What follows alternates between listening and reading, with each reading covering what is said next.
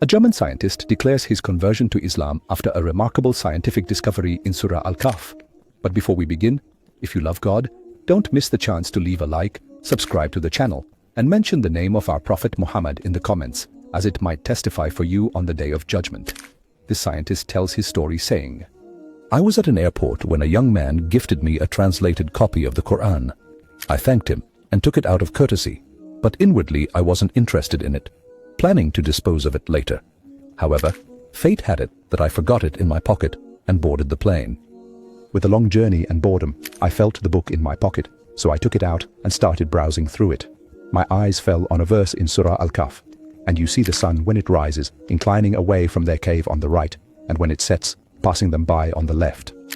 What caught my attention was how the Quran describes that the sun did not fall directly on the people of the cave, which preserved their bodies from sores caused by sleeping for a long time in a fixed position. But what made me pause was the Almighty's saying, 'And you would think them awake while they were asleep.' I started to research and discovered that the body needs to move during sleep to prevent skin ulcerations, which the Quran described with amazing accuracy centuries ago. But it didn't end there. My curiosity was piqued by the mention of their dog in the verse, and their dog stretching forth its forelegs at the entrance.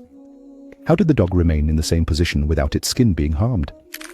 Curiosity led me to study dog physiology, and I discovered that they have a gland that secretes a substance preventing skin sores, which means they do not need to turn over like humans. At that moment I realized that this book is not the words of humans, but a revelation from God. This is where my journey towards Islam began. How many times have we read Surah Al-Kahf without noticing these miracles?